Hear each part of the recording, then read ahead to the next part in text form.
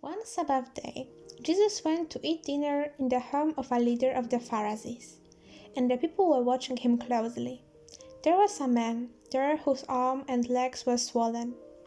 Jesus asked the Pharisees, an expert in religious law, "Is it permitted in the law to heal people on the Sabbath day or not?" When they refused to answer, Jesus touched the sick man and healed him and sent him away.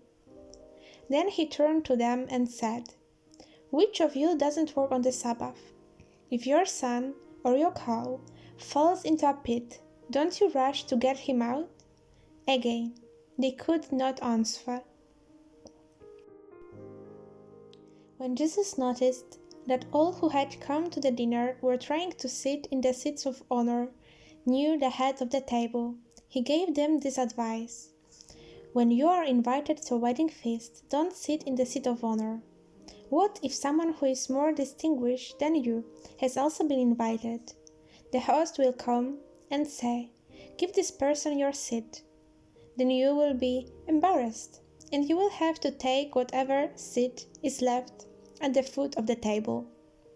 Instead, take the lowest place at the foot of the table. Then, when your host sees you, he will come and say, 'Friend, we have a better place for you.' Then you will be honored in front of all the other guests. For those who exalt themselves will be humbled, and those who humble themselves will be exalted." Then he turned to his host. "When you put on a luncheon or a banquet," he said, "don't invite your friends, brothers, relatives, and rich neighbors, for they will invite you back, and that will be your only reward. Instead, invite the poor, the crippled, the lame, and the blind. Then, at the resurrection of the righteous, God will reward you for inviting those who couldn't repay you." Hearing this, a man sitting at the table with Jesus exclaimed, "What a blessing it will be to attend a banquet in the kingdom of God." Jesus replied with this story: "A man prepared a great feast and sent out many invitations. When the banquet was ready, he sent his servant to tell his guests, 'Come, the banquet is ready.' But they all began making excuses. One said, 'I have just bought a file and must inspect it. Please excuse me.' Another said, 'I have just bought 5 pairs of oxen and I want to try them out. Please excuse me.' Another said, 'I just got married, so I can't come.' The servant returned and told his master what they had said.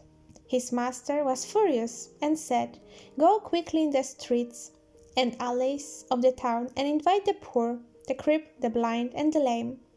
After the servant had done this, he reported, 'There is still room for more.' So his master said, 'Go out into the country lanes and behind the hedges and urge anyone you find to come, so that the house will be full. For none of those I first invited will get even the smallest taste of my banquet.'" A large crowd was following Jesus.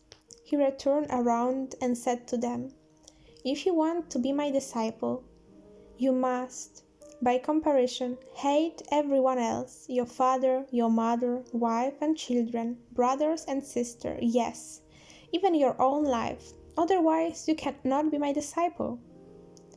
And if you don't carry your own cross and follow me, you cannot be my disciple. But don't begin until you count the cost. For who would begin construction of a building without first calculating the cost to see if there is enough money to finish it? Otherwise, you might complete only the foundation before running out of money, and then everyone would laugh at you. They would say, 'There is the person who started a building and couldn't afford to finish it.' Or what king would go to war against other king without first sitting down with his counselors to discuss whether his army of 10,000 could defeat the 20,000 soldiers marching against him? And if he can't, he will send a delegation to discuss terms of peace while the enemy is still far away. So, you cannot become my disciple without giving up everything you own. Salt is good for seasoning, but if it loses its flavor, how do you make it salty again? Flavorless salt is good neither for the soil nor for the manure pile. It's thrown away. Anyone with ears to hear should listen and understand.